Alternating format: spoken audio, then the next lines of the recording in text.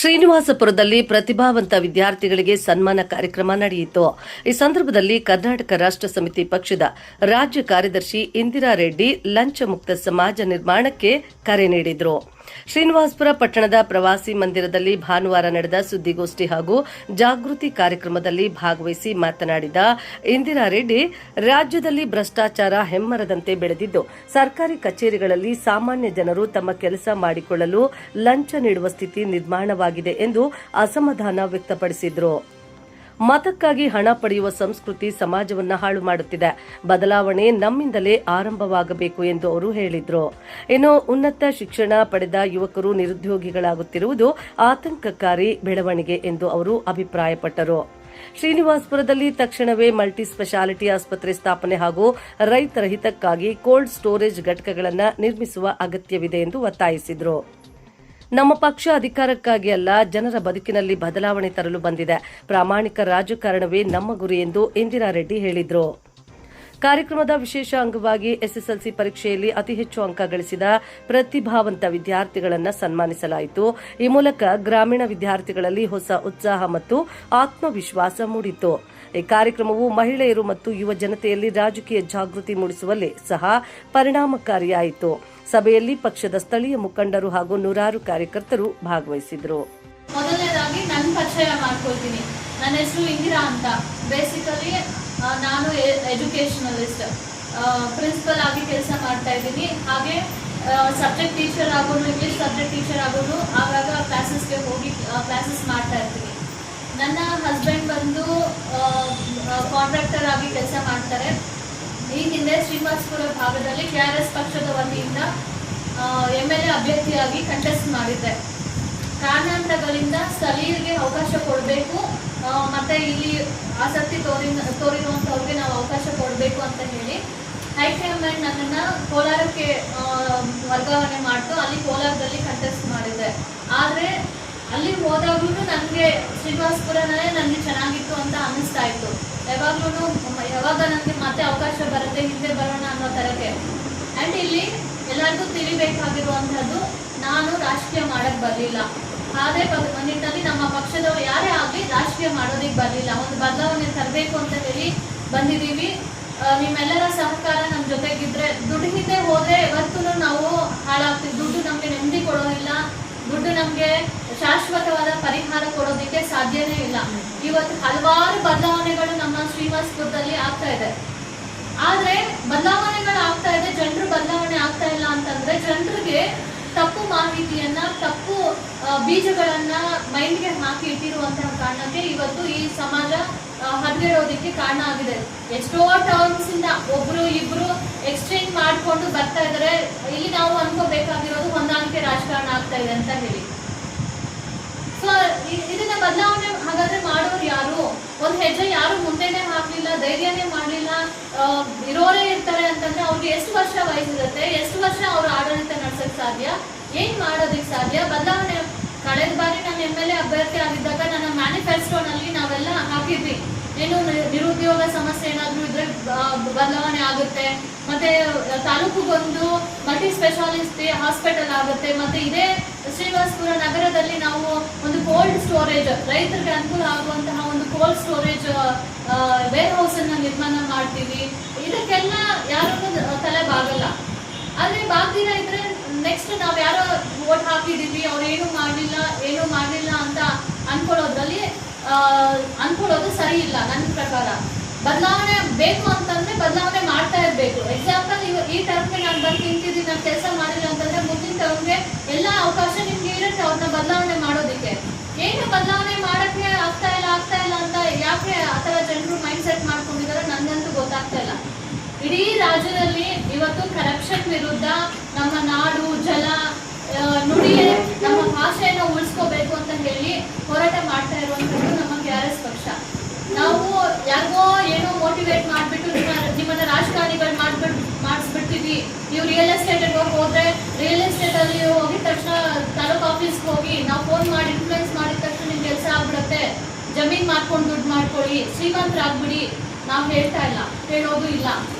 ನಾನು ಶ್ರೀನಿವಾಸಪುರ ಭಾಗದ ರೈತರಿಗಾಗ್ಲಿ, ಜಮೀನುದಾರರಿಗಾಗ್ಲಿ ಹೇಳೋದು ಇಷ್ಟೇ. ಎಲ್ಲೋ ಬೆಂಗಳೂರಿಂದ ಬಂದು ಇಲ್ಲಿ ಜಮೀನನ್ನ ಖರೀದಿ ಮಾಡ್ತಾ ಇದ್ದಾರೆ. ಆದ್ರೆ ಇಲ್ಲಿನ ಭಾಗದ ಜನರಿಗೆ ಅನ್ಯಾಯ ಆಗ್ತಾ ಇದೆ.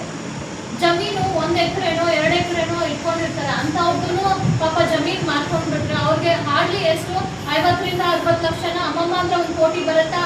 ಆ ಕೋಟಿ ಎಲ್ಲ ಖರ್ಚಾಗ್ಬಿಟ್ಮೇಲೆ ಮತ್ತೆ ಅವರು ಎಲ್ಲಾದ್ರೂ ಕೆಲ್ಸಕ್ಕೆ ಹೋಗೋ ಪರಿಸ್ಥಿತಿ ಯಾರು ಮಾಡ್ತಾ ಇದಾರೆ? ಅದು ನಾವೇ ಮಾಡ್ಕೊಳ್ತಾ ಇದೀವಿ. ಜಮೀನು ಮುಂದಿನ ದಿನಗಳಲ್ಲಿ ಯಾರಿಗೆ 1 ಎಕರೆ ಇರುತ್ತೋ ಅವರೇ ದೊಡ್ಡ ಶ್ರೀಮಂತರಾಗ್ತಾರೆ. ಮುಂದಿನ ದಿನಗಳಲ್ಲಿ ತಿನ್ನೋದಿಕ್ಕೂ ತುಂಬಾ ಕಷ್ಟ ಬರ್ತಾ ಇದೆ. ಈ ಯಂಗ್ ಜನರೇಷನ್ಸ್ ಇಂತಹ ಮಕ್ಕಳು ತುಂಬಾ ಇನ್ಫಾರ್ಮೇಶನ್ ರಿಚ್, ಅಂದ್ರೆ ಅವ್ರಿಗೆ ತುಂಬಾ ಜ್ಞಾನ ಇದೆ. ಆದ್ರೆ ಅವರು ಮಾಡುವಂತಹ ಕೆಲಸಗಳಿಗೆ ನಾವು ಸಪೋರ್ಟ್ ಮಾಡ್ಬೇಕಷ್ಟೇ. ಸೊ ಮುಂದಿನ ಅವರ ಭವಿಷ್ಯಕ್ಕೋಸ್ಕರ ನಾವು ಬದಲಾಗಬೇಕು. ಅಂತಹ ಎಷ್ಟೋ ಮಕ್ಕಳು ಇವತ್ತು ಅನ್ಯಾಯಕ್ಕೆ ಒಳಗಾಗ್ತಾ ಇದ್ದಾರೆ. ಅಷ್ಟೇ ಇಲ್ಲಿರುವಂತಹ ನವೀನ್ ಡಬಲ್ ಗ್ರಾಜುಯೇಷನ್ ಮಾಡ್ಕೊಂಡಿದ್ದಾರೆ, ಡಬಲ್ ಡಿಗ್ರಿ ಮಾಡ್ಕೊಂಡಿದ್ದಾರೆ, ಕೆಲಸ ಕಲ್ದಾಡ್ತಾ ಇದ್ದಾರೆ. ಅವ್ರು ಮಾಡ್ಕೊಂಡಿರೋ ಎಜುಕೇಶನ್ ಬೇರೆ ಕಡೆ ಹೋದ್ರೆ ಕೆಲಸಕ್ಕೆ 15,000 20,000 ಅಷ್ಟೇ ಕೊಡ್ತಾ ಇದ್ದಾರೆ. ಇನ್ನೊಬ್ರು ಕೈ ಕೆಳಗಡೆ ಕೆಲಸ ಮಾಡಿದ್ರೆ ಅದು ಕೂಲಿದಾರರಾಗ್ತಾರೆ ಬಿಟ್ಟು ಅವರು ಬಿಸ್ನೆಸ್ ಆಂಟ್ರಪ್ರಿನರ್ ಆಗೋದಕ್ಕೆ ಸಾಧ್ಯ ಇಲ್ಲ. ಇದನ್ನೆಲ್ಲ ಬದಲಾವಣೆ ಮಾಡಬೇಕು. ಈ ತರದವರು ಹೆಮ್ಮೆಯಿಂದ ನನ್ನ ಕ್ಷೇತ್ರದಲ್ಲೇ ನನ್ಗೆ ಅವಕಾಶ ಇದೆ, ನಾನು ಇಲ್ಲೇ ಬೆಳಿತೀನಿ, ಇಲ್ಲೇ ಇರ್ತೀನಿ, ಇಲ್ಲೇ ಸಾಯ್ತೀನಿ ಅಂತ ಹೇಳ್ಕೊಳ್ಳೋದ್ರಲ್ಲಿ ಎಷ್ಟು ಹೆಮ್ಮೆ ಇದೆ. ಪ್ರತಿಯೊಂದು ಪ್ರಜೆನೂ ಮನ್ಸು ಮಾಡಬೇಕು. ದುಡ್ಡು ಶಾಶ್ವತ ಅಲ್ಲ. ಯಾರೋ ಓಟಿಗೆ ದುಡ್ಡು ಕೊಡ್ತಾರೆ ಅಥವಾ ಜಾತಿ ಹಿಂದೆ ಮೇಯ್ನ್ ಆಗಿ ಇವತ್ತು ರಾಜಕಾರಣ ನನ್ನ ಜಾತಿಯವನು, ನನ್ನ ಧರ್ಮದವನು, ನಾನೇನೋ ಬಿಸ್ನೆಸ್ ಮಾಡ್ತಾ ಇದ್ದೀನಿ, ನನ್ನ ಪಾರ್ಟ್ನರು, ಈ ತರಕ್ಕೆ ಡಿವೈಡ್ ಆಗ್ತಾ ಇದ್ದಾರೆ ಬಿಟ್ರೆ ಅಲ್ಲಿ ಏನು ಬದಲಾವಣೆಗಳು ಆಗ್ತಾ ಇಲ್ಲ.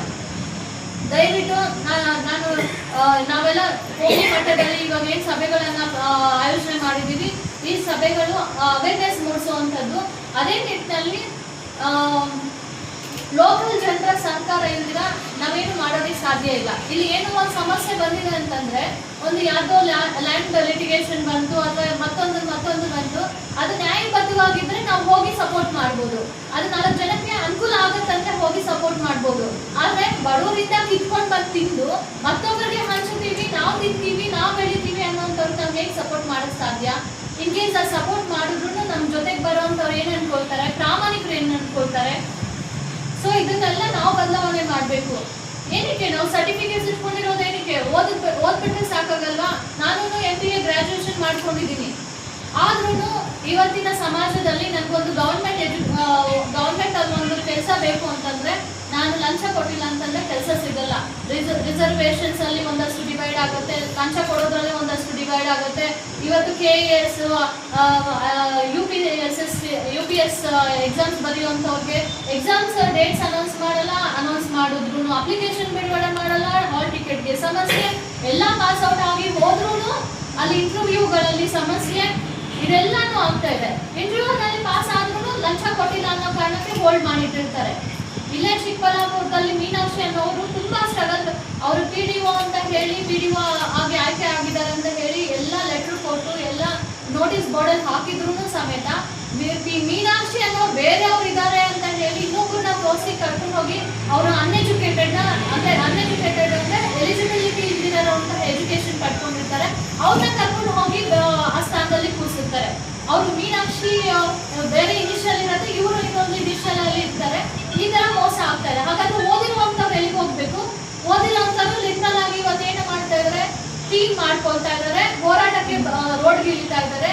ಹೋರಾಟ ಮಾಡಿ ಮಾಡಿ ಮಾಡಿ ದಂದು ಲಾಸ್ಟ್ಗೆ ಏನಕ್ಕೂ ಪ್ರಯೋಜನ ಇಲ್ಲ, ಆ ತರಕ್ಕೆ ಆಗ್ಬಿಡ್ತಾ ಇದ್ದಾರೆ. ಎಷ್ಟೋ ಜನ ನೀವು ನಿಮ್ಮ ಊರುಗಳಲ್ಲಿ ಉದಾಹರಣೆ ತಗೋಬೇಕಾದ್ರೆ ನೋಡ್ಬೋದು, ಓದಿರುವಂತಹ ಹೆಸರು ಅವನು ಅಷ್ಟು ಓದಿದಾನಪ್ಪ, ಆದ್ರೂ ಮನೆಯಲ್ಲೇ ಬಿದ್ದಿದ್ದಾನೆ, ಏನು ಕೆಲಸ ಮಾಡ್ತಾ ಇಲ್ಲ, ಈ ತರ ಮಾತಾಡುವಂತವ್ರು ಇದ್ದಾರೆ.